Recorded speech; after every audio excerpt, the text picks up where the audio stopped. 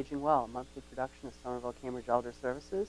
I'm your host, Nathan Lamb. And with me today in the studio are my guests, Lisa Waxman and Carolynn Nagao-Marcotte. Thank you so much for joining me today. Oh, we're glad to be here. So we're gathered here today to talk about the Community Living Options program at Somerville Cambridge Elder Services. This is a private pay program that provides a menu of services that's individualized to meet people's needs. And the two experts on this program are in the studio with us today, so we're going to learn a lot about it. I guess just to start, I'd start by asking, can you tell us a little bit about the Community Living Options program and what it does? Oh, sure. So Somerville Cambridge Elder Services started this program about 2 years ago. We were receiving a number of calls from primarily out-of-town relatives who felt that their loved ones, their elder loved ones, needed increased oversight and involvement. Maybe there was a change in a medical condition or a decrease in cognitive functioning, so they were really concerned about their loved ones, and they needed some intensive oversight for the loved ones. There were a number of tasks to attend to, and some resources that were needed that the out-of-town relatives felt like they didn't have access to or knowledge about. So they reached out to us, and since case management has always been a role that Somerville Cambridge Elder Services plays so well, we just felt like this was a natural offshoot of what we'd already been doing. And some of our social workers, our clinical social workers and nurses, felt this was a real natural extension of their role. And for those who don't know you, you are both clinical social workers. Yes.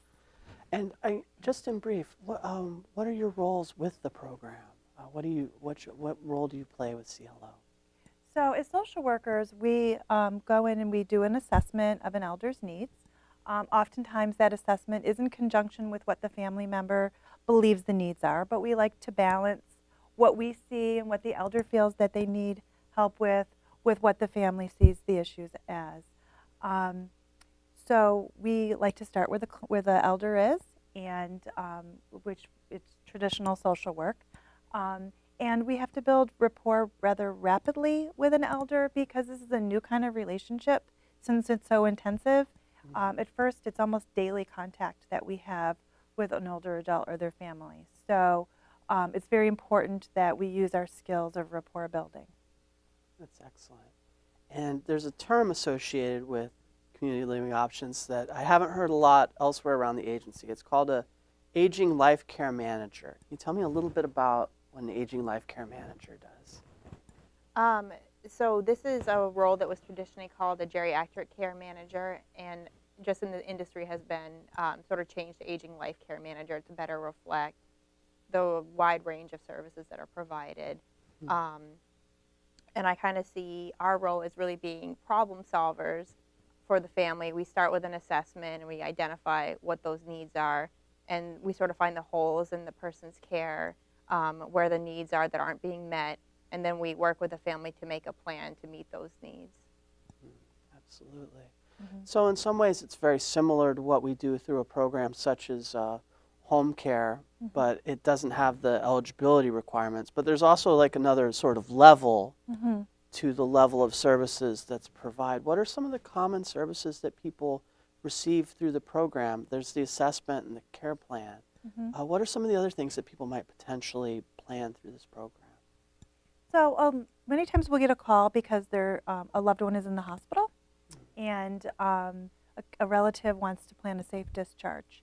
And oftentimes, if an elder's condition has deteriorated, they need a lot of oversight in addition to what they're going to get from the VNA and some of our state subsidized services. You know, older adults need somebody. They need an advocate to check on them daily to make sure that everything is coming together, and somebody who can hold all the different services together and manage all that.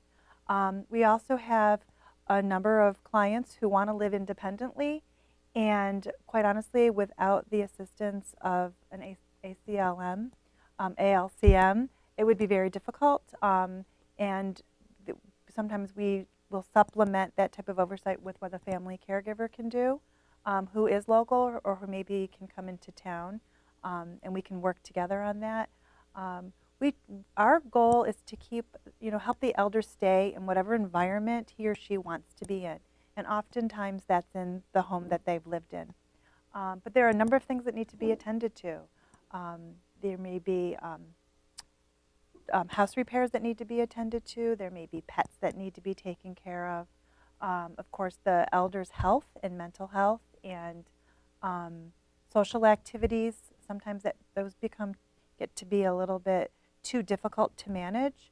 So sometimes we see each other ourselves as executive secretaries because we can help people plan out their schedules and maybe plan their appointments, go with them to doctor's appointments, oversee some of the care that's given, and we can work with their providers to make sure that the care that is recommended from a medical standpoint is going to reflect what an elder can reasonably accommodate in the home. That's great. So it really does sound like it very much dovetails with a lot of what we do in our agency's mission, which is helping people, your life, your way at home. I think that one thing that's really special about this program, though, is that we're not constrained in any way by any kind of state programs, that we're really able to be with the family and with the elder where they're at and kind of work with whatever goals that they have and make that work. That's excellent. And I'm sorry. That's okay. And sometimes we become a very close confidant of our clients because it is such an involved kind of relationship. Just to give an example, most of our clients we see or talk to several times a week, and we become very involved in their lives, and it's a very special kind of relationship. They learn to rely on us and call upon us, and oftentimes we hear, I don't want to burden my children with this, but this is on my mind, and we can really help them think through some of the issues that they're having in their life. We can really serve as the point person for the family to alleviate some of that stress for them. It's really great. And one thing you're bringing to mind for me, it's interesting, as someone who's kind of a lay person who came into the agency, there's all these things that you guys do that you're pros at because you do it every day and it's what you do. If you're a lay person trying to help out your mother or something, it can be a little overwhelming to pull together all the different things that you guys do, professionally every day. Yeah, So that's true. it's definitely a lot of value there, because I know if I had to arrange all the things that you guys do for my mother, I would be a little overwhelmed. I probably wouldn't know where to start. Right, and we have those relationships. That is one of the benefits of, there are geriatric care managers in many different environments, but one of the advantages of working with us at Somerville Cambridge Elder Services is we have ready access to our peers and our colleagues within the agency who can provide resources for health insurance counseling, we have relationships with vendors who provide in-home care, with transportation companies, with hospital systems. So all of that is just a phone call for us, but for a family member could be hours and hours of research and, opening wrong doors left and right if they don't know who to call and who to ask. Expertise is important. Absolutely. Well, that wraps it up for our first segment. We'll be right back in a couple of minutes.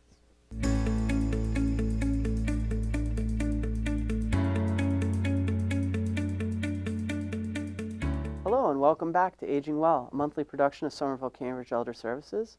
I'm Nathan Lamb, your host, and with me today are social workers Lisa Waxman Hello. and Carolynn Nagao-Marcotte. Thanks for having me. Thanks for joining me. This is great. Today we're discussing the Community Living Options program at Somerville Cambridge Elder Services. This is a private pay program that provides a wide menu of services that are tailored to meet an individual's needs. And there's a lot of things this program does, and it's not easy to explain in 25 words or less. But if we were going to try to do that, we've got the two people who could do it right here in the studio. So I'm very excited. Now, we discussed the wide range of scenarios in which you guys can help in the first segment. And we have really stringent privacy requirements, so we can't actually mention specifics that would identify anyone, but we can talk in general about some of the scenarios that you guys deal with in working with the program. And I'd very much be interested in hearing a little bit about how things can go. Sure. So I think one thing that we help a lot with is transitions, whether that's a move to an assisted living facility or a nursing home, or maybe staying at home, which a lot of people do want to do, and just bringing in different services so that that can actually be possible for the person.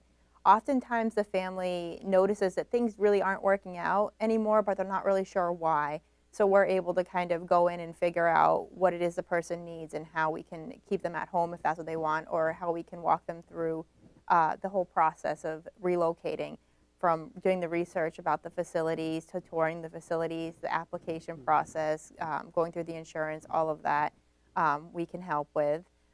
So one example that comes to mind is a client I have whose family felt that she couldn't stay home anymore, that she wasn't safe, and that she should be moving in with one of her daughters or an assisted living facility, which she did not want to do.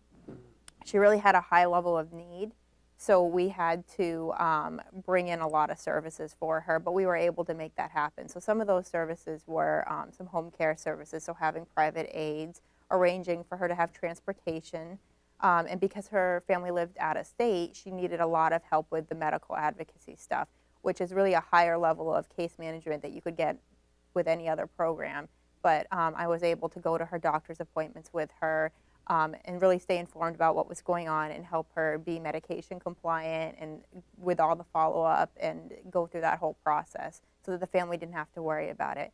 So having those services in place has allowed her to stay at home, which is what she wants, but also giving her family the peace of mind that, that she's going to be safe at home. Sounds like a real win-win. Yeah. And from your end, can you tell me a little bit about some of how it goes? Is it usually a straightforward process, or is there a lot of twists and turns that you have when you're going through? Yeah, there are a lot of twists and turns. Like Carolyn said, a lot of times we have to go through the motions with an older adult and their family if they're thinking about another placement, assisted living or a nursing home. Somebody needs to coordinate all that, especially if there's a home to sell and there's moving that needs to happen. So it's researching movers and looking at different facilities, making sure that it's going to be a right fit for a person. If an individual decides that he or she isn't ready to go, that's fine. We work with them on staying in their homes. But oftentimes what we see with our folks is they just can't keep up with the things, the day-to-day things that would help them stay at home. Carolyn mentioned medication compliance. Sometimes our clients need us to call and remind them to take their medications, and that's part of the care plan. I have a client who I call regularly to remind her to take her medications, and she's happy for the phone call. It's a daily check-in. Other clients can't remember to refill their medications, so we keep track of what needs to be refilled, when it needs to be refilled. If it's a pharmacy that doesn't deliver, we can go and pick up the medication. And then we can also go to the doctor's appointments and help the medical provider be more aware of how it's going in the home. I had a client who was having trouble using eardrops that she was prescribed because she had a lot of arthritis. So when we went to go see the doctor, she told the doctor she'd been taking the eardrops, and I knew that she wasn't. So I had explained to the doctor that she was having a difficult time putting the eardrops in your ears because of her fingers not being so nimble. And this was information the doctor needed to find a different type of bottle for her that would be easier to use, which he was able to do. And now she has a pretty simple bottle that basically the drops fall right out into her ear. A small thing that can be a big deal. Can be a big deal, yeah, because she had quite a bit of buildup in her ear that needed to be attended to. There's just a lot for people to keep track of. Pets, I've had a client who had a pet who the pet needed to go to the vet, and if there's anything wrong with the pet, there's often follow-up that's needed, and many times we just need to keep the treatment schedule up for the pet. So it's a matter of getting in help with somebody who can help take care of the pet, or bring the pet to the vet on behalf of the elder if they can't get there themselves. We've also worked with people who've unfortunately did decide that they, fortunately, whatever their feeling was, that they wanted to move on and go into a nursing home. And we've been involved in having their apartments sold and their items distributed. We've helped with that, moving out of their homes into their new locations. And we will stay involved with somebody if they move to a nursing home or an assisted living, and oftentimes our work is different because now we are being their advocate in the facility if the family member can't get there as often as they'd like, make sure that their care is provided in an appropriate way. We attend care plan meetings. I have a client who I shop for. She's in a nursing home and she often needs new toiletries. She likes to have new clothes seasonally, so she always has a list for me, so I go out and do her shopping for her. And really whatever the elder wants that we can, is feasible for us to do, we're happy to do it. That's great. Now you kind of alluded to options and planning for the future. Is helping people do advanced planning also one of the services that you provide? Yes, one of the first things that we do with families is we ask if there are advance directives in place. We want to know if there is a durable power of attorney, if there's a healthcare proxy, what the elder's wishes are. God forbid they need to be resuscitated, if they want a do not resuscitate or a MOLST document. So oftentimes we'll talk to family members and they'll say that they really haven't had the opportunity or don't know how to bring up the subject. Even around funeral planning, and just kind of those very necessary conversations that have to happen with older adults, especially if their health is declining. So that's one of the ways that we get involved, especially since we are so intensively involved and it becomes a very close relationship.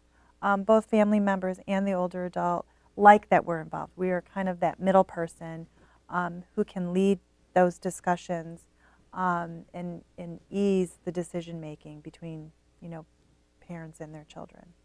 So on one hand, it's making sure the advanced plan is in place, but also facilitating the discussion, which might not always be easy. Yes, exactly.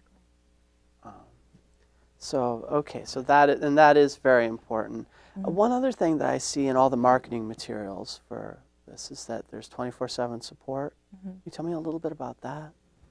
So we have an on-call line that's available 24/7 where the individual or their family could call in with whatever issues may arise, whatever concerns they have, and they'll be able to actually speak to a clinician to address those issues. That's great. So basically whenever they need a hand, CLO is available for them there. Yeah, and in a situation where that might occur is, God forbid, an older adult falls, and it's the middle of the night or early in the morning or on the weekend, and they're taken to the hospital.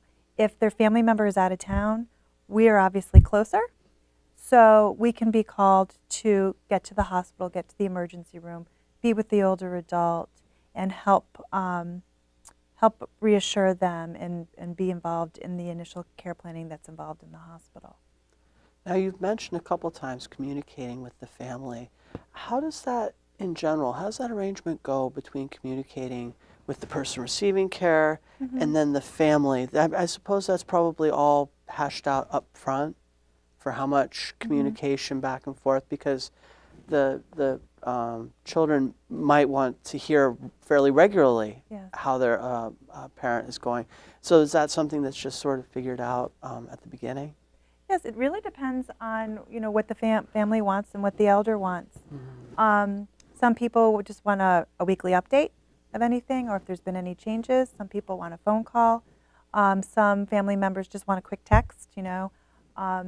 Especially if it's somebody who can't visit as much for whatever reason. They don't have to be living out of town. They may have a very demanding work schedule or family concerns of their own, with their children. Sometimes they just want a real quick word. I visited mom, I visited dad, things are looking great. It's very reassuring to know that somebody with an objective viewpoint is visiting. So, and sometimes family members want to get involved in a particular task themselves, and that's certainly up to them. And we will support them in that work if they want our help, and or we can take over at any point that they feel like they can't continue. So it's kind of an evolving thing. I know when family members go on vacation, especially if they go out on vacation out of the country, they are so happy that we're around and that we have 24-hour availability, because they feel reassured that if there's not a neighbor nearby or another relative, that somebody is around who can kind of be there to, God forbid, anything happens.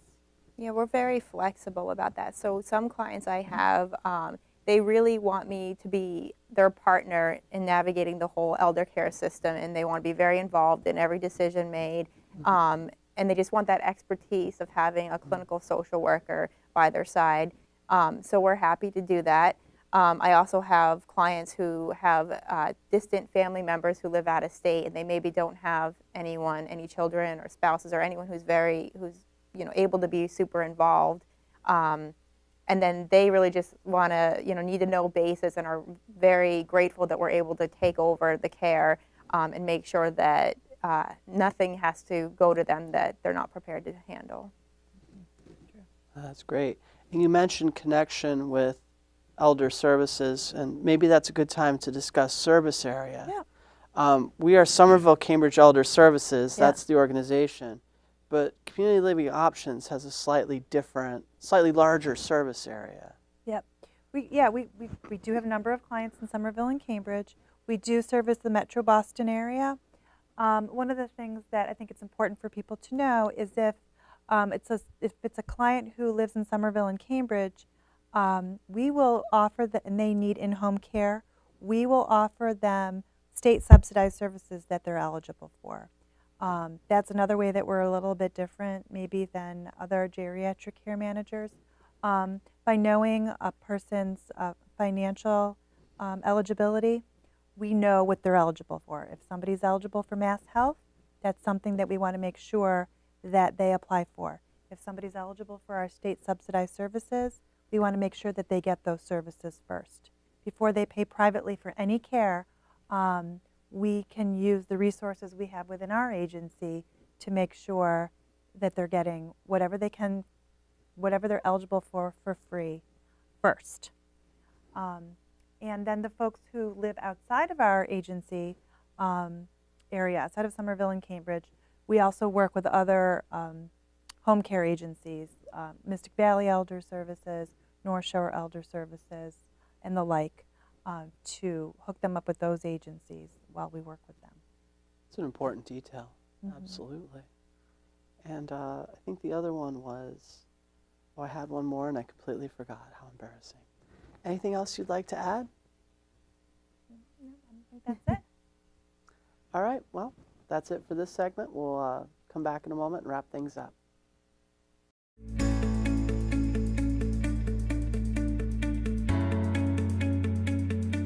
All right, so we're kind of winding down in time here, but before we go, if you could give us just one more example of sort of a scenario that CLO deals with, that'd be great. Sure.